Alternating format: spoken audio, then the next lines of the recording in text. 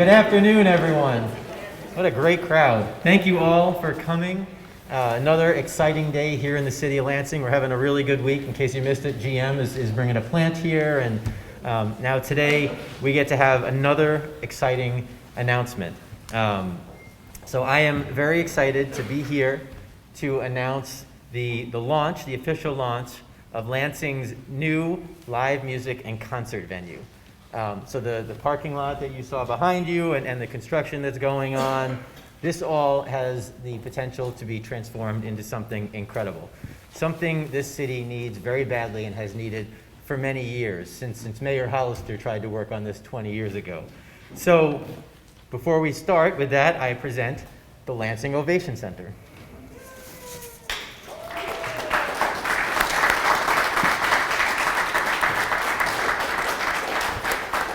So this is the projection of what it's going to look like, and the media has different packets and things. We have a few speakers here, folks who have helped to make this happen and who are going to be working on this. Our plans call for a flexible performance venue that can be transformed depending on the needs of whoever's using the space. Some of the main features included with this include a 2-story main stage and balcony with a total capacity of 2,025 for a single performance in the balcony. The main floor will hold 1,200 seated or 1,500 standing. A second-story balcony overlooking the main stage features 250 seated or 400 standing. And then we have a private party room with a balcony overlooking the main stage that can hold 80 seated or 125 standing. So this is that mid-level concert venue that we are really excited and we really need. There's also going to be a second smaller performance area located in the lobby area. There are going to be multi-purpose community rooms used by local nonprofits and school groups and community event rentals and many more. There's going to be office and studio space for our Lansing Public Media Center and several other projected partners. And there'll also be retail space along South Washington Square. In addition, the top 2 floors are going to be 40 artist lofts that are live workspaces right here. So we'll have live workspace for the artists, which we know is in need. And I love that the artists are all nodding their heads, and as well as the performance and the venue space. So this is really exciting. And who's going to use this? Who's going to use the Ovation? We know we're going to have national and local concerts. We know that when there are concerts and rock concerts and other concerts, a lot of times they'll go to Grand Rapids, they'll go to Detroit. And we have a lot of young people who leave our city and our area to go see those. We have lots of 200 to 300 venue spaces. We have Wharton, which is 2,300, but is mostly for seated Broadway shows and things. But we don't have that concert space for concerts. This is going to provide that need that we have so badly in our community. It's also going to be the home for the Lansing Public Media Center, which is going to be exciting for them and for all the community that use it. The Capital City Film Festival. We believe the Lansing Art Gallery and Education Center could have some space here. All of the above Hip Hop Academy, which is in our space now on the south side, can relocate here. Community events, retailers, nonprofits, school groups, artists, all of it. We've had so much interest expressed in this, we just need to have the facility. The venue fills the gap that is the greatest need in our region. The research and the report that we have provided to the media shows that the total attendance per year will reach upwards of 190,000 people, which means an estimated total annual audience spending of over $5.3 million. On top of that, throw in the construction spending and the staff and the people living and working in the lofts. This is going to be an incredible boost to our local economy, especially right here in the downtown where we need it the most right now. This is really transformative and will be a transformative return on investment. We know that not only will this be incredible for our city, we know this is going to increase tourism, amplify local business, and attract young people to live and work in the surrounding area. This has the potential to spark spin-off development and raise real estate values downtown, which is exciting because that will bring in more businesses, more housing, and will really spiral upwards and all boats will rise. The total cost for the project, if fully built out with all 40 live space workstations, is estimated to be between $15 and $21 million, depending on what those live work apartments look like. The City of Lansing has already secured $2 million from the state, which we greatly appreciate, and we'll have Senator Hertel and Representative Anthony's office speaking, and another $8 million that we can use through dedicated public access fees that we can't use for things like roads or police officers. We have dedicated public access fees that we can use for infrastructure to create this. The additional funding will come from a variety of combination of private donors, sponsorships. We'll have lots of different sponsorship opportunities, so anybody out here who wants to sponsor, please let me know. You can sponsor the balcony, you can sponsor the stage, you can sponsor a chair. We're all good. But we'll do that, and then additionally with the live work apartments, we can utilize a bank loan on the housing and work in the workspace, because you can bank that with mortgage payments, so we can utilize a variety of options to raise the balance of the dollars. Capital Fundraising Associates, Rebecca Bahar Cook is here, and Caitlin O'Rourke is here. They have been retained to help plan and finalize the fundraising for the remaining balance, and they have assured me that this community is a community that supports the arts, and we'll be able to take care of that and get that going. So several organizations, community groups, corporations, and others have shown interest in being involved in various levels of sponsorship. The city expects to make major announcements in the future on additional investments in this project, but we are confident that we are ready to move. So we're now going to move into the final stages of this process. We expect to receive additional valuable input from the public. As we move forward, we'll be engaging with City Council, each member who I've spoken with, as we push forward in this project throughout 2022. With that, I'm going to turn it over to Dominic COCHRAN, who's the director of the Lansing Public Media Center, to talk a little bit more about this incredible project.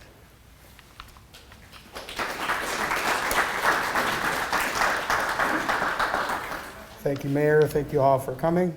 So the Mayor alluded to the fact that this has been a conversation that we've been having in this community for over 20 years, well over 20 years now. It's been at times a Sisyphean task to keep the conversation going, depending on the state of the economy over that 20 years, but here we are now. The conversation got pretty serious when we discovered the PEG fees, which is the main funding source, of course, for this, the $8 million. That's when the momentum really got started. And I'd like to thank the people who were there at the beginning of that conversation, well before the pandemic.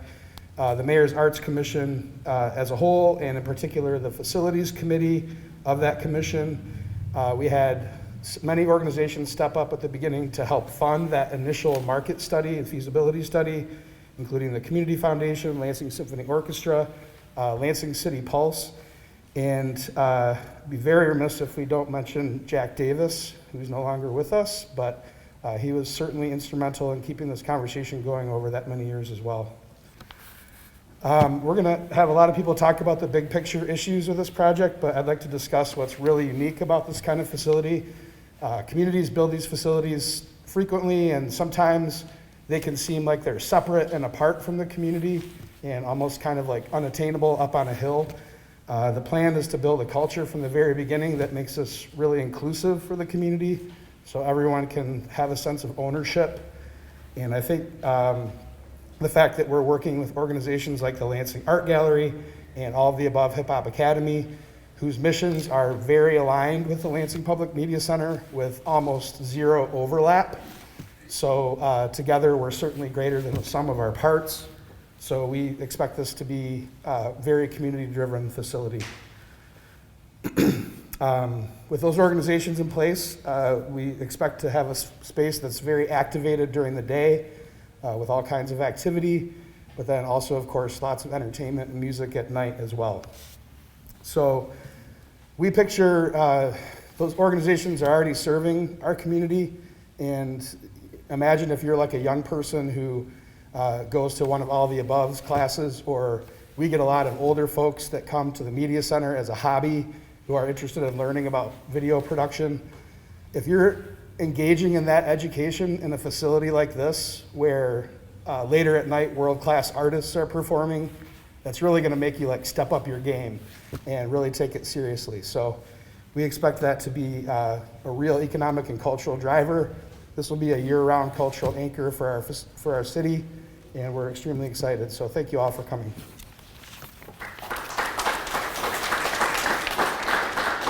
So, in my zeal, I forgot to take my mask off. Speakers, you're welcome to take your mask off when you speak. So I'm not gonna repeat everything I said for the media, so you all got me with a mask, that's the way it is.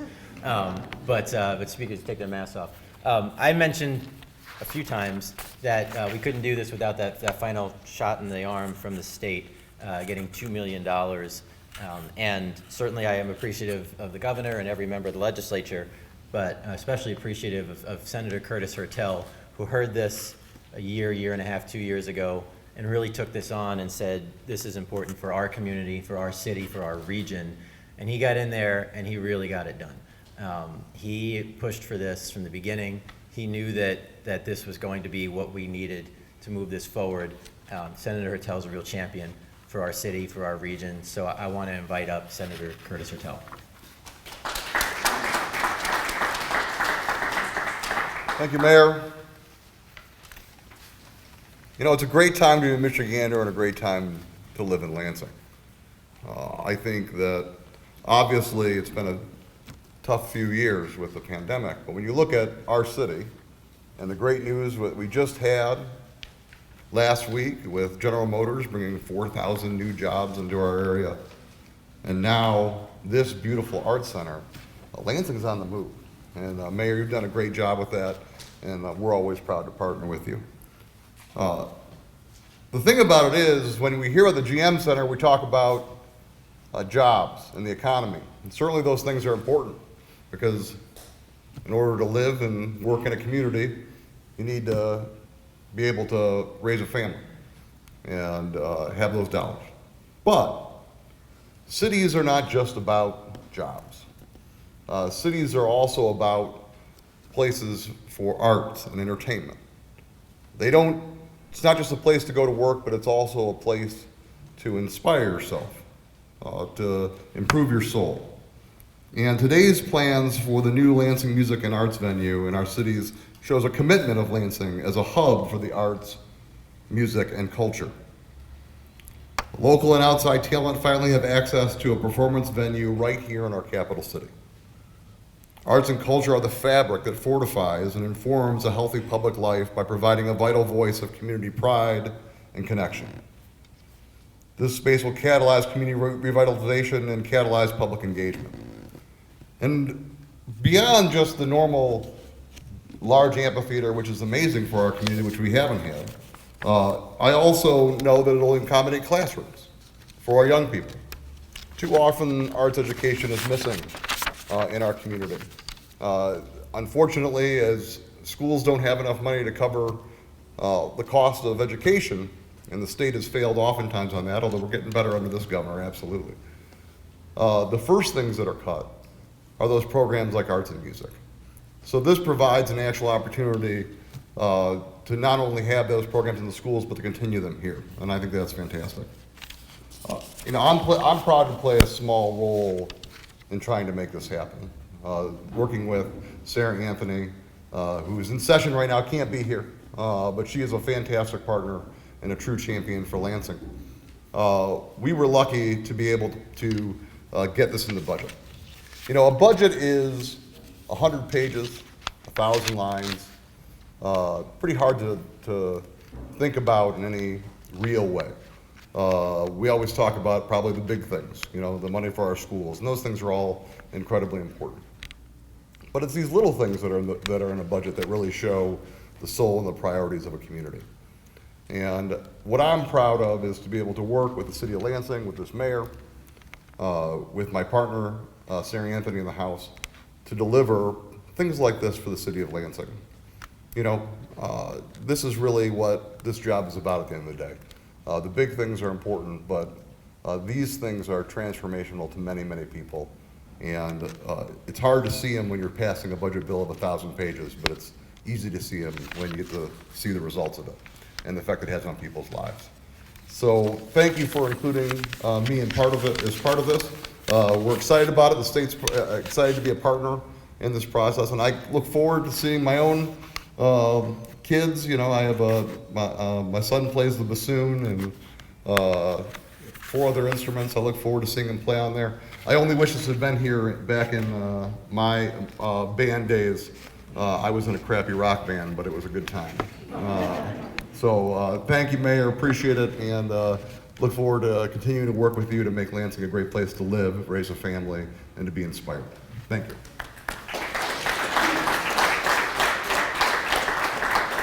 We'll have CDs available of the Hertel Crappy Rock Band tomorrow. And honestly, he said that he was lucky to get this in the budget, but he's wrong because it was skill. Both Senator Hertel and Representative Anthony, it was skill getting this in the budget. When Dominic COCHRAN was speaking, he said, imagine you are a young person. Well, I'm not going to have you imagine anymore because we're going to have up Malcolm Charles, who is a young person. He's a student. He is at MSU. He's an intern in my office, but as we were working on this, he jumped right in and said, I want to be part of this. And when we said, will young people live here and will they use it? He jumped in and gave his opinion, and it was tremendously impactful. And I had people who said, you got to get this guy in front of the camera. So he's a little nervous, but we're going to get this guy in front of the camera. So I'm going to have Malcolm Charles stand up and say a few words.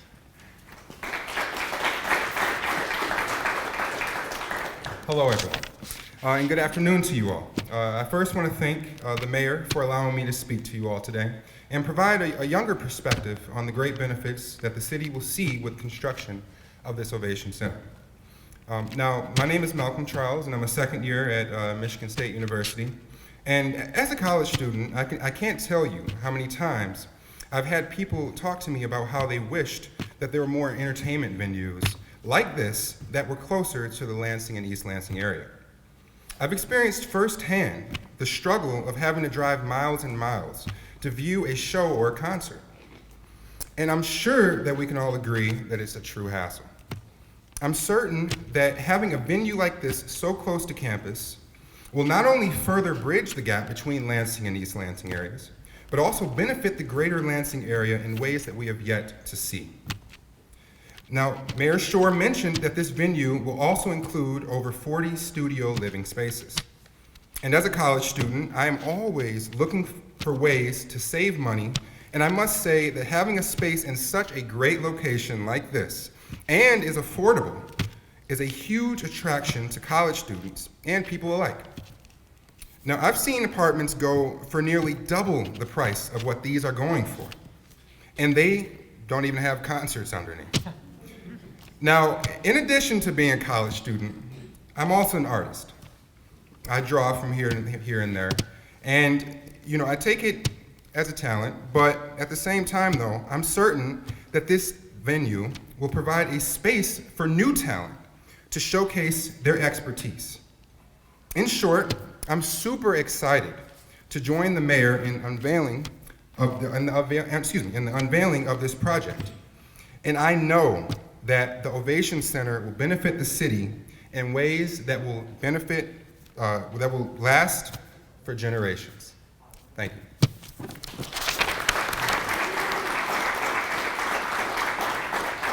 you. Thank you, Malcolm. He's also selling himself a little short. He's an artist. He actually had a few things displayed at the Detroit Institute of Arts, which is impressive. And we were joking with him this morning that, even if it was for a little while, it was more than I can do. So he's a very impressive young man. I'm going to lower the mic because I'm not as tall as you are. I next want to introduce, we talk a lot about downtown and the impacts of downtown. We know this is going to be tremendously exciting for our downtown. We know that you're going to see all kinds of business and housing and other things, especially here on this site where there's already housing coming. Nobody knows downtown better than Kathleen Edgerly. I was just out walking around the downtown this afternoon, and someone stopped me and said, Kathleen is doing such a great job. We are so impressed. This is such a tough time, and you got the right person, and we really did. So Kathleen, come say a few words.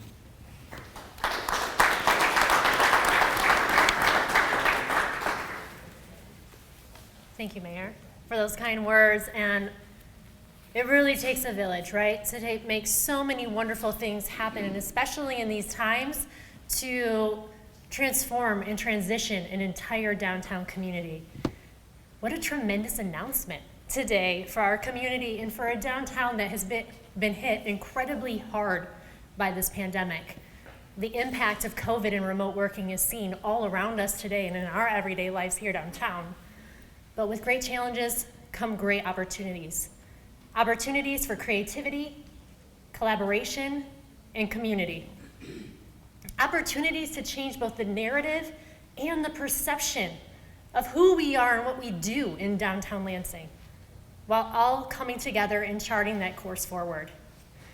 At Downtown Lansing, Inc., or as many of you know, DLI, our staff and our board, we have been working diligently to rebound from the changes that our district has faced. We're in the midst of kicking off a comprehensive market analysis, which includes planning and research for both the residential as well as the commercial markets, making sure that we get insight into what is needed with the residential, the commercial, the culture, and the opportunities that can abound here in downtown Lansing.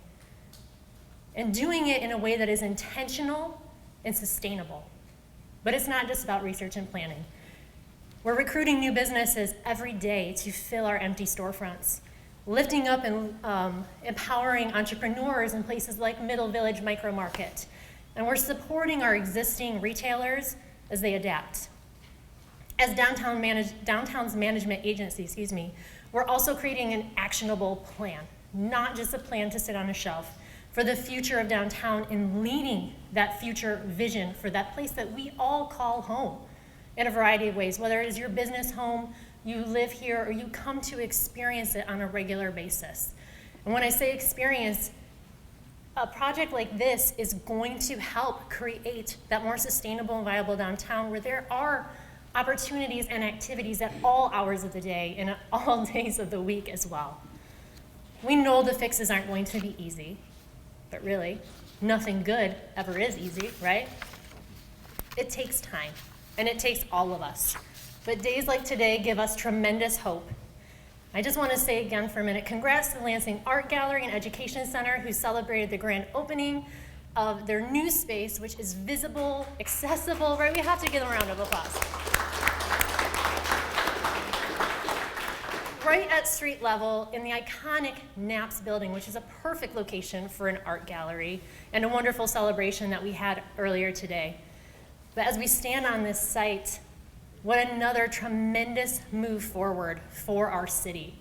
Kudos to everyone involved, to Dom, the entire planning team, the city of Lansing, our state leaders as well, who worked diligently to bring plans for the Ovation to life. A place that will be such a cultural gem and icon for our residents and visitors alike. But we know the work is far from over. Today speaks to the opportunities and good news that we know is just the start of much needed amenities that serve the needs of the residents who are here 24/7 as downtown goes through this transformation. And the future starts today with projects like this. Despite all of the obstacles that have been thrown our way, downtown's future is extremely bright. We look forward to all that we can do together to create a downtown experience that our entire city is proud of, that we are all part of, one that offers opportunities and accessibility to all who call our city home. So again, to everybody who is part of making today possible, thank you for being down with downtown.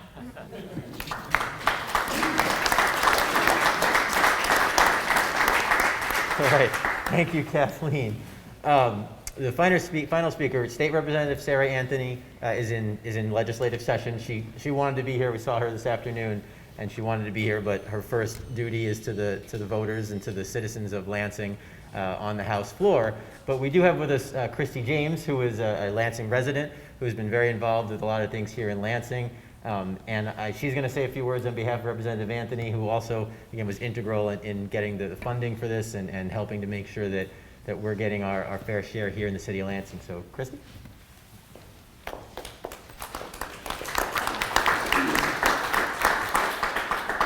Thank you. Hello, everyone. I'm so excited to be here. Thank you for giving me the opportunity to speak on behalf of Representative Sarah Anthony. Before we get started, was anyone else a little bummed when the mayor told us to imagine we were young? Sorry. Okay. Well, as the mayor said, Representative Anthony is down just on the street in the Capitol voting. Otherwise, she would be here. But for those of you who know her, I'm sure that you would realize that in between voting, when she's not actually pressing that button, I'm sure that she is telling anyone who will listen how excited she is about the investment in this new Performing Arts Center and just how proud she is to represent the city of Lansing. And she should be. In fact, we all should be, because today is a day of Lansing pride. This multi-million-dollar development is a direct investment in our entire city, demonstrates the city's unwavering commitment to arts and culture, and lays the foundation needed to ensure that Lansing is known as a premier destination across our state. We're grateful for the partnership of the state and the $2 million in state funding that Representative Anthony and Senator Hertel worked so hard to bring back home right here for our capital city. Having lived downtown for several years, I've been daydreaming lately about what this could do for our downtown neighborhood, helping fill residential units and kickstart local businesses, and really the benefits will be seen for years to come. A large-scale performing arts center will make our downtown neighborhood a more attractive place to live, work, and play, and provide more opportunities for residents from all corners of our city to come downtown and enjoy those shows and performers from across the state and even nationwide. The collaborative nature of this project should serve as an example throughout our state. The plans include ample opportunities for programming with Lansing students and partnerships with local performers and artists that the other speakers have mentioned. And this will only strengthen a pipeline for homegrown talent right here in Lansing. And I couldn't be more excited. Lansing has been dealt more than our fair share of challenges over the last 2 years, but throughout it all, we have never wavered in our commitment to each other. This development shows that no matter what happens, we're always willing to bet on our community, and I can't wait to see how it pays off. Thank you very much.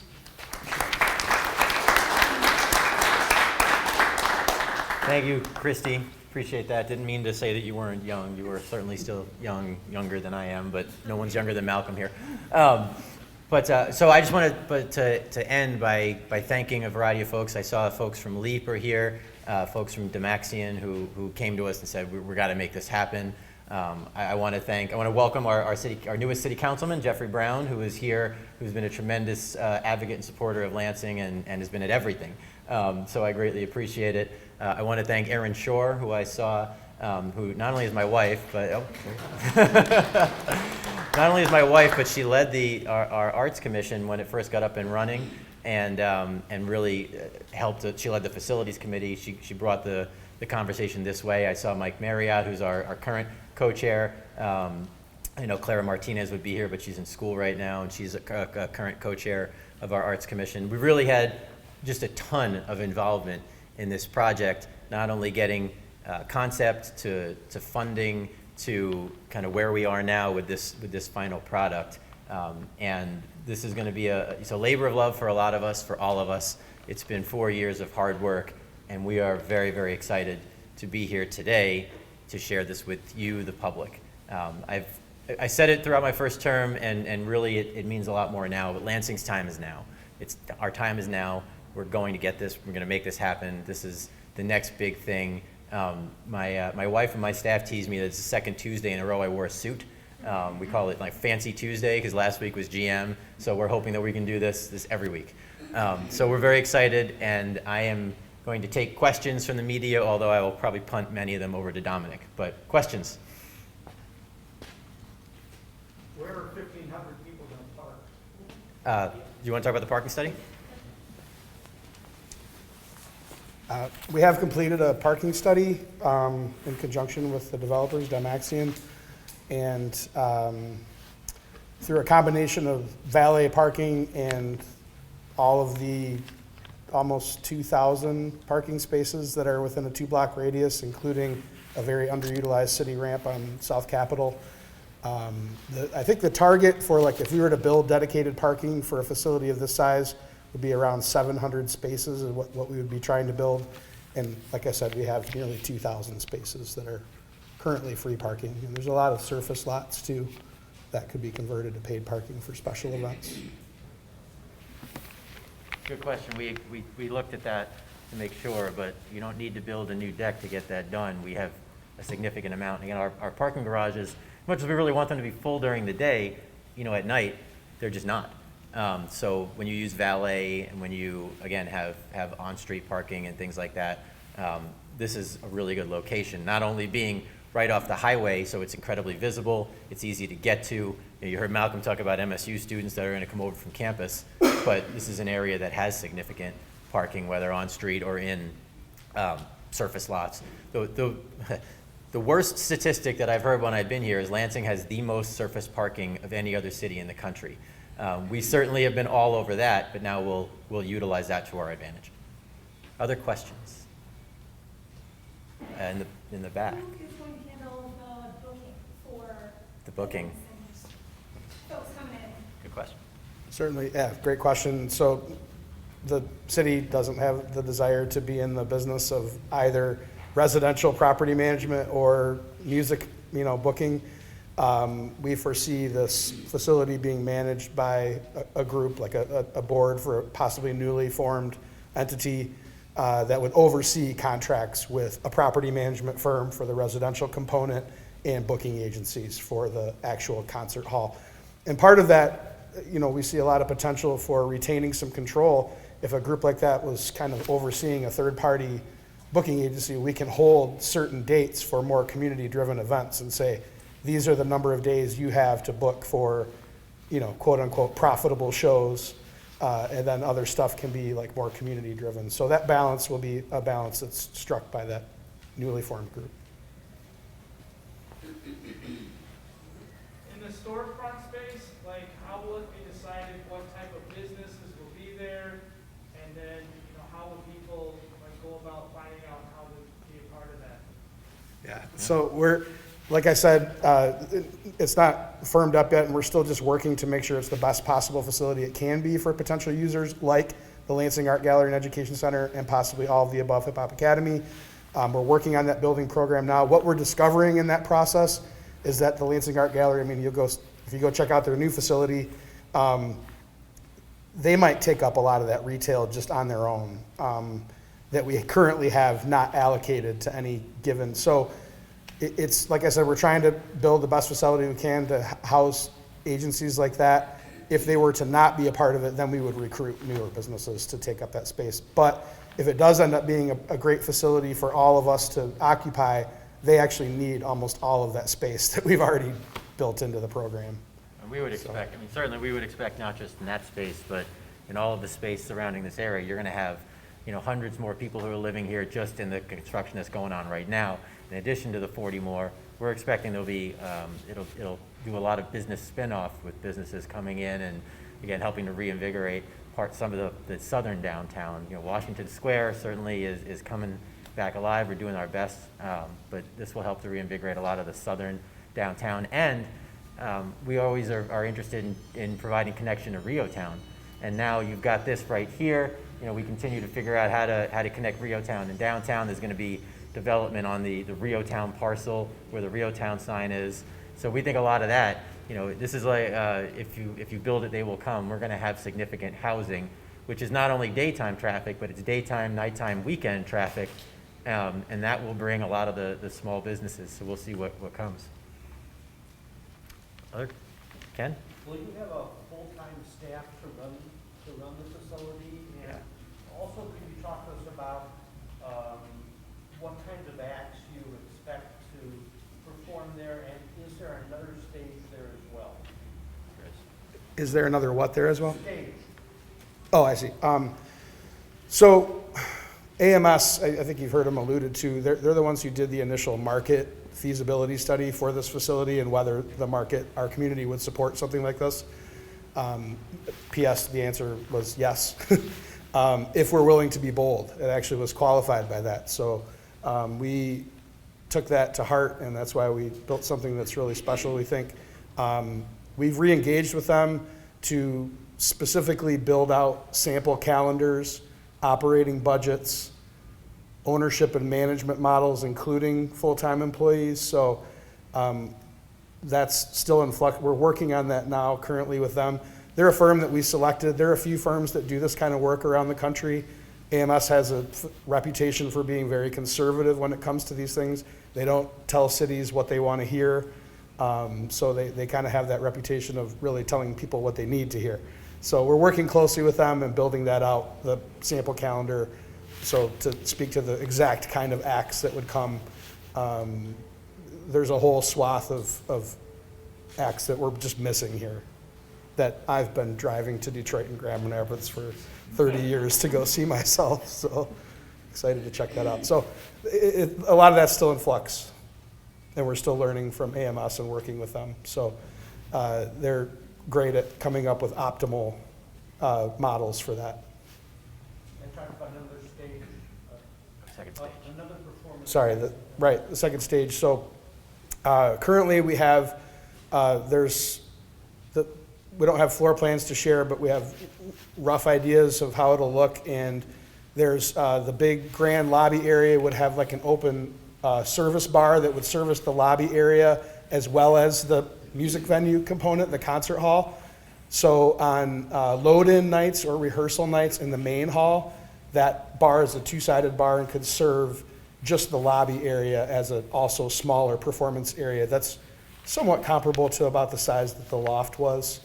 And then also we are currently working on the possibility of having a much smaller performance area for something that's more like community theater.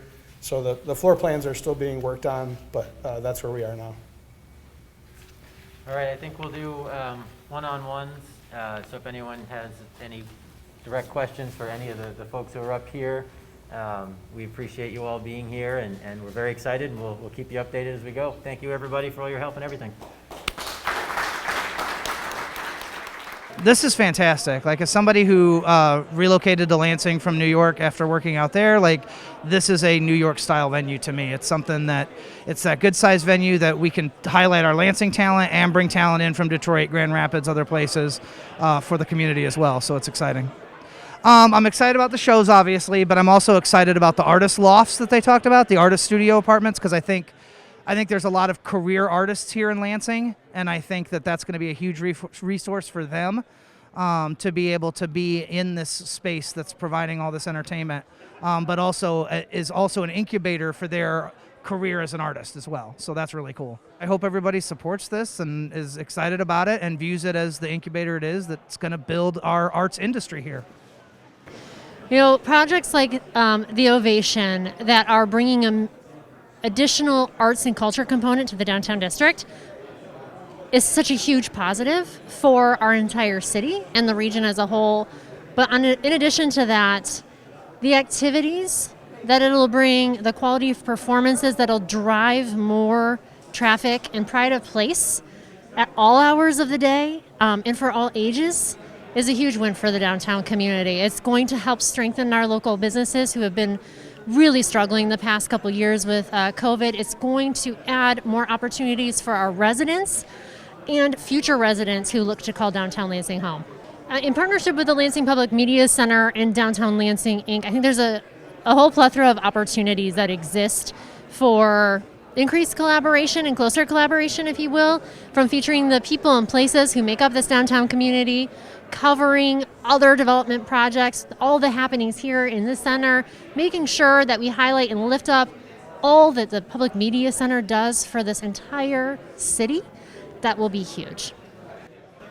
I am a lifelong resident of Lansing, so I am so excited to see what was a concept, an idea by men and women in the community become a reality is exciting. And to think that I have played a small part in that by making sure we had state funds secured for this project, it's a game changer. I love the fact that I won't have to drive to Detroit or Grand Rapids or Chicago to see so much in terms of arts and culture. So this is just amazing. I'm really excited to be here. Oh my goodness. You're asking me what's on my Spotify playlist at this point, and it is a diverse array that is everything from gospel and jazz to hip hop and alternative R&B with a little bit of Star Wars soundtrack thrown in there. So it's an interesting place in there. But I hope that the entertainment that we bring to this venue is reflective of the diversity of our community. So I hope we see a little bit of everything, even a little country. And I'm not a country person, but I hope we see a little bit of everything here. And it's just exciting. It's one more piece to the puzzle. Many of us have been trying to make an investment in every corner of our community, and a lot of that starts with having a strong downtown. And so I'm excited that we're going to have this crown jewel in our community. Quite honestly, it was about making the case for Lansing.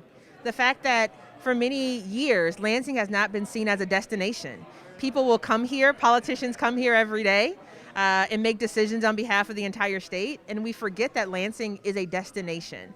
And so a lot of it was, myself, Senator Curtis Hertel, negotiating and putting Lansing at the forefront. It's what I've been doing since I started here, and I want to continue to do that. So lots of negotiations, but I love Lansing, and so it's not a hard sell.